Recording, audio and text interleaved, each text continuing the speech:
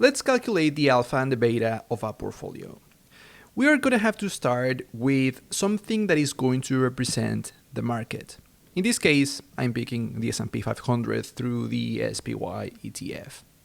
And let's say that I'm going to start with a simple portfolio of just one stock. In this case, Nvidia. And I'm listing their daily price over the past 12 months. With this, I can find the change, the daily change. And of course, I can find the 12-month return. Beta and alpha are essentially going to let me know exactly how worth it was it to invest in this portfolio of one single stock, Nvidia, over just following the market, taking into account any additional risk that my portfolio may have. So that is the first thing that we have to do, calculate the risk of our portfolio. And that is exactly what beta is. It is a measure of risk. The first thing that I'm going to need to calculate beta is the covariance between the change, the daily returns of the market and my portfolio, which is what I already have here with the daily change of SPY and the daily change of Nvidia. So I can easily in Excel or here on Google Sheets use the covariance. In this case, I'm just going to use the sample covariance, passing the daily change of the market, and then the daily change of my portfolio. So this is the covariance. The next thing that I need is the variance of the market. So I am going to use variance again. I am going to use the sample variance for the market. And once I have these two very small values, what I simply have to do is divide the first value, which is the covariance of the two portfolios, by the variance of the market. And this is a value of beta. Beta by itself is already telling us quite a few things. For instance, because it is a positive value, it means that in this case the portfolio, or in this case simply Nvidia, is moving in the same direction as the market, meaning that normally when the market goes up, Nvidia goes up, and vice versa.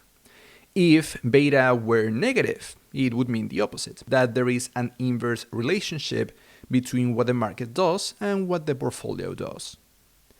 Also, because the value is greater than 1, in this case that beta is positive, it means that we are experiencing more risk than the market, which I think we already knew in this case because it's just a single stock. If beta was negative, remember, meaning that it behaves opposite to the market, we can also measure whether or not we are taking more risk than the market, but this time evaluating whether or not beta is less than 1. If beta was exactly 1, we know that our portfolio moves exactly as the market. If it were -1, it moves exactly opposite to the market.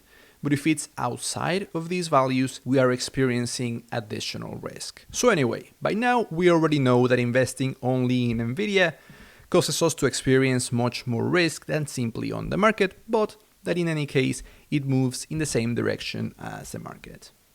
Now we can calculate alpha. And alpha is simply going to be the return of our portfolio minus the result of multiplying the return of the market times the beta of our portfolio, or in this case, the beta of Nvidia.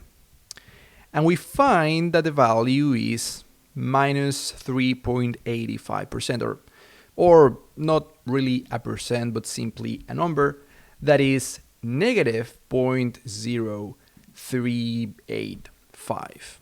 This essentially means that once we take into account the additional risk that we are taking by investing only on Nvidia, it is not worth it to do it. If alpha were 0, it means that the return of our portfolio is proportional to its risk. If it were greater than 0, it means that the return is even greater than what we would expect given the risk. But, like in this case, alpha is less than 0, the return is less than what we should expect given the risk. Now, this is a very simple portfolio. Let's do things again, but now for a more complicated portfolio of 2 different stocks. I think this is going to be enough for you to eventually do the same for any amount of stocks in your portfolio. So basically, I am adding Apple to the mix, and I am also calculating the daily change in the value and the 12-month return.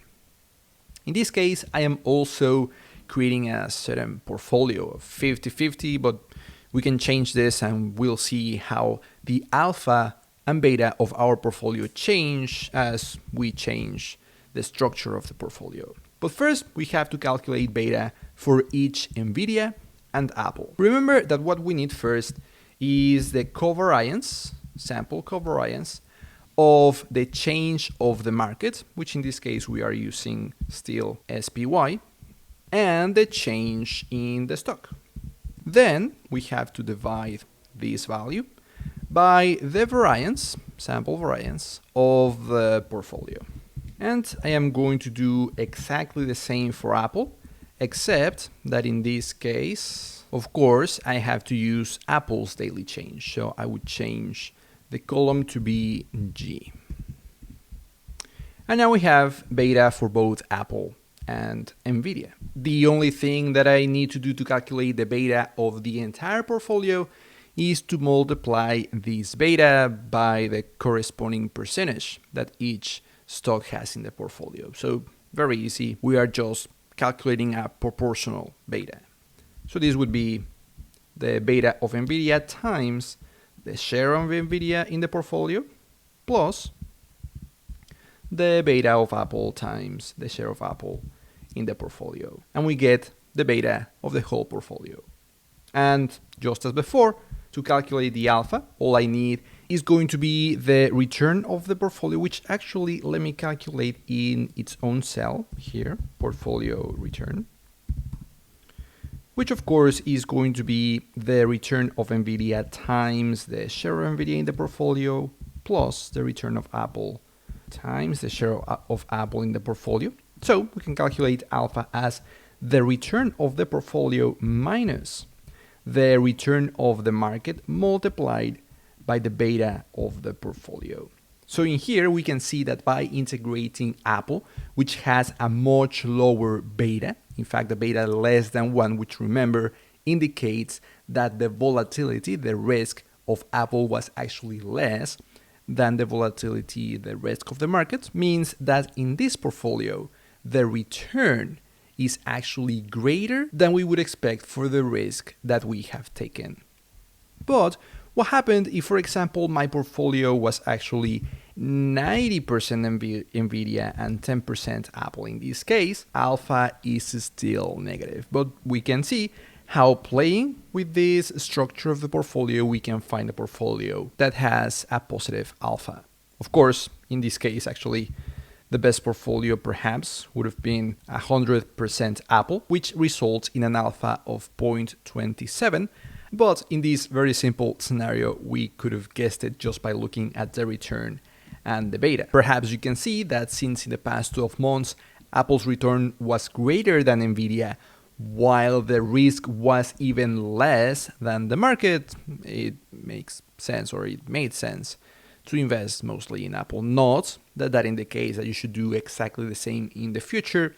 You should know that previous returns do not necessarily mean that they will be the same returns in the future. But there you go. I hope that with this exercise, you now understand very well what alpha and beta are, how to calculate them, and how to use them to understand a little bit more about how your portfolio is growing, especially compared to a market portfolio. Obviously, an additional thing would be to pick the correct representative of the market, because in this case, we're using NVIDIA and Apple, both of which are in the S&P 500, so it makes sense to compare it to the S&P 500.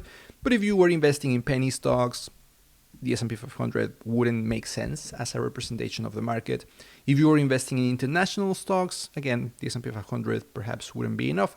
So making sure that you pick the correct benchmark, the correct representation of the market in these examples is also crucial. But perhaps we will take a look at that in another video.